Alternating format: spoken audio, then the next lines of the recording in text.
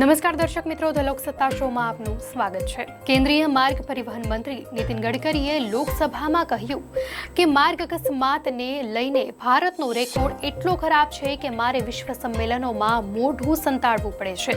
સંસદમાં પ્રશ્નકાળ દરમિયાન પૂરક પ્રશ્નોના જવાબ આપતા કેન્દ્રીય મંત્રીએ કહ્યું હતું કે મારા મંત્રાલયના તમામ પ્રયાસો છતાં માર્ગ અકસ્માતમાં ઘટાડો નથી થઈ રહ્યો, અકસ્માત વધી રહ્યા છે। નીતિન ગડકરીએ કહ્યું કે દર વર્ષે 1.7 લાખથી વધુ લોકોના જીવ આવી દુર્ઘટનાઓમાં જાય છે। ગડકરીએ વધુમાં કહ્યું કે જ્યાં સુધી સમાજનો સહયોગ નહીં મળે, લોકોનો વ્યવહાર નહીં બદલાય અને લોકોમાં કાયદાનો ડર નહીં હોય ત્યાં સુધી માર્ગ અકસ્માતો નહીં અટકે।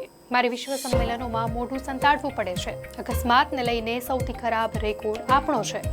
કેન્દ્રીય મંત્રી ગડકરીએ સાંસદોને કહ્યું હતું કે માર્ગ અકસ્માતને રોકવા માટે પોતાના સ્તરે પ્રયાસ કરો અને પરિવહન વિભાગના સહયોગથી શાળા વગેરેમાં જાગૃતિ કાર્યક્રમોનું આયોજન કરો। નીતિ આયોગના રિપોર્ટ અનુસાર માર્ગ અકસ્માતના શિકાર 30% લોકોના જીવ લાઈફ સેવિંગ ટ્રીટમેન્ટ ન મળવાના કારણે જાય છે, તેથી સારવાર માટે કેશલેસ યોજના બનાવાઈ છે। ઉત્તર પ્રદેશમાં આ પાયલોટ પ્રોજેક્ટ શરૂ થઈ રહ્યો છે, ત્યારબાદ દેશભરમાં તેને લાગુ કરાશે।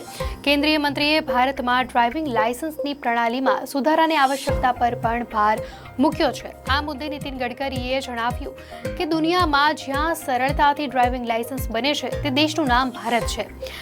અમે તેમાં સુધારો કરી રહ્યા છીએ।